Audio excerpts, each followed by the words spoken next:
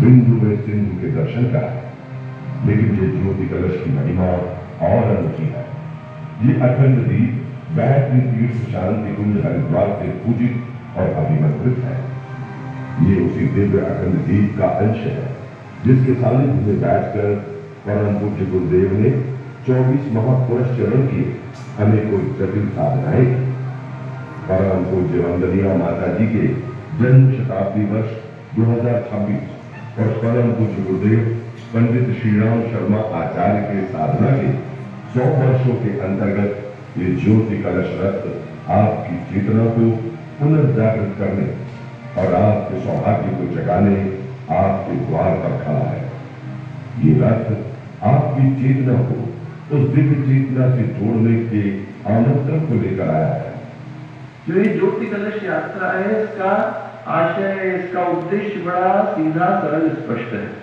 100 वर्ष की जो गुरुदेव की तप साधना थी, उस तप साधना का लक्ष्य यही था कि अखंड दीपक की ज्योति को अखंड रखा जाए और उस अखंड को प्रचंड बनाने का दायित्व, उस अखंड प्रकाश को प्रचंड बनाने के लिए ज्योति कलश की यात्रा जन जन तक पहुंची। जो उद्देश्य वो यही कि गुरुदेव की जो ज्योति थी, गुरुदेव की जो साधना की ज्योति थी, तप की ज्योति थी, उनके पुण्य प्रताप की ज्योति थी, उनकी व्यक्तित्व की, कृतित्व की ज्योति थी, उनके कर्मों की जो ज्योति थी, उन्होंने जो किया, उन्होंने जो कहा, उन्होंने जो करा, उन्होंने जो लिखा, उन्होंने जो बोला और जो स्वप्न उन्होंने दिखाया कि मानवता का भविष्य इस तरह का होने की आवश्यकता है, उसको जन जन तक पहुंचाने की आवश्यकता है।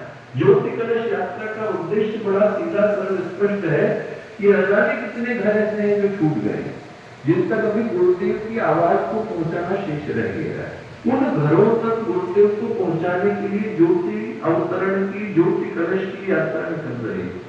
जो भाव है वो ये कि ज्योति कलश यात्रा के माध्यम से ऐसी ज्योति जन्म ले, अनेकों ज्योतियां जन्म ले, उनसे ऐसा प्रकाश जन्म ले कि उस प्रकाश के आगे धरती से लेकर अंतरिक्ष, लोगों के मनों से लेकर लोगों के घरों तक जो अंधकार फैल गया है, उसको नतमस्तक होने के लिए विवश होना पड़े। जो भाव है वो यही कि अंधेरे को परास्त करने के लिए अनेक ज्योतियों का एक साथ जलना अनिवार्य हो जाता है। और जब हम ज्योति अवतरण की, ज्योति कलश की यात्रा को लेकर के चले तो क्या करनी